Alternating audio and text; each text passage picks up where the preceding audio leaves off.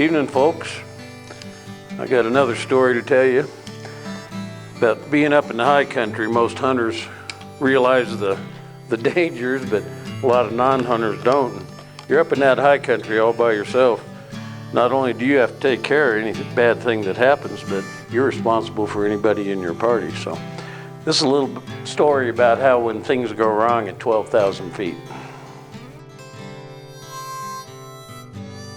This is a story about the first time I got hit by lightning.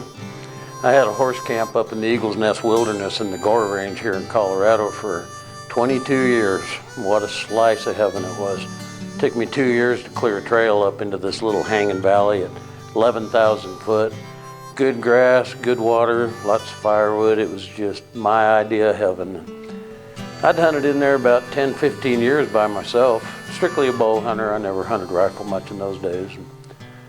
After about 15 years, I got kind of lonesome, wanted to share that country, and started taking friends in. But this story goes back to when I was always in there by myself. And I'm not a big-time evening hunter for elk.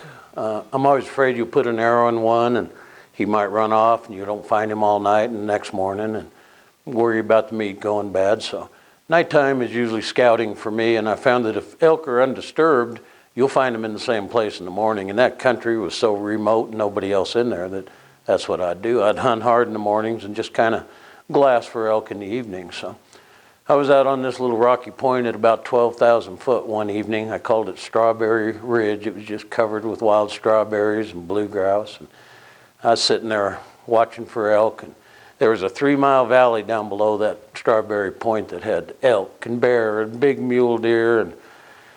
But the trouble is, when you're at that elevation, when a storm comes over that divide, it's on you in 2 minutes. And you could have blue sky and hear a rumble of thunder and look, and you got 2 minutes and it's on top of you. So that's what happened that night. And here comes this just ferocious lightning and thunderstorm. And I've seen hail, snow, sleet, rain, popcorn, snow all in 1 hour in that high country. That's the kind of storm it was. And it put down about 3-4 inches of hail. And it's getting dark, and I don't have a flashlight. I wasn't planning on staying out there that late that night.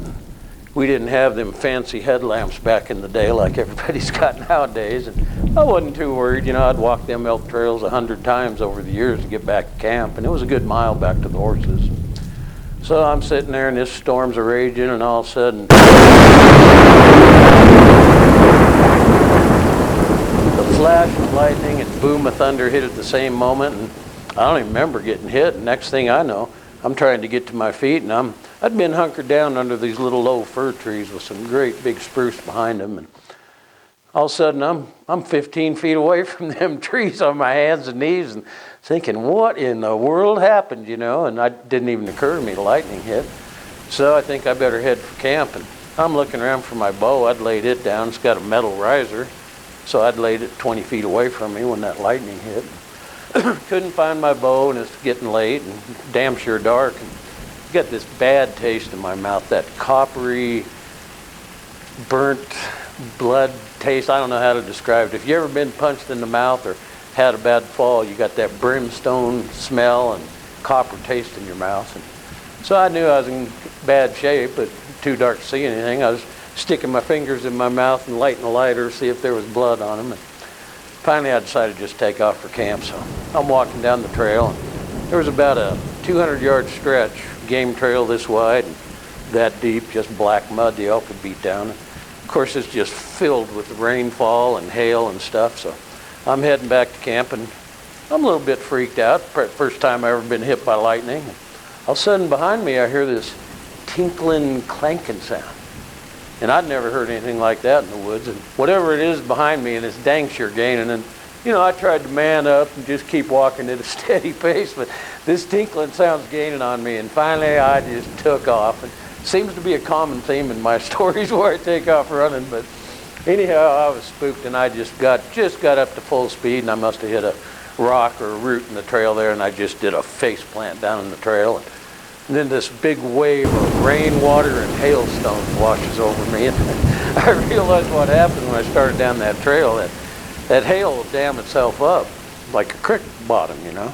And I must have stepped in one of those hail dams and broke it loose. And of course, it just grew as the further down it went, and the tinkling of those hailstones gaining on me had me so damn spooked. So I finally get back to camp and light a lantern, build a fire in the wood stove, and checking myself out, and I can't find any burn marks on me, but I did notice the bottom of both hunting boots had kind of a melted look to them. So I ain't sure that the lightning hit me. It probably hit them big spruce trees behind me and come through the ground.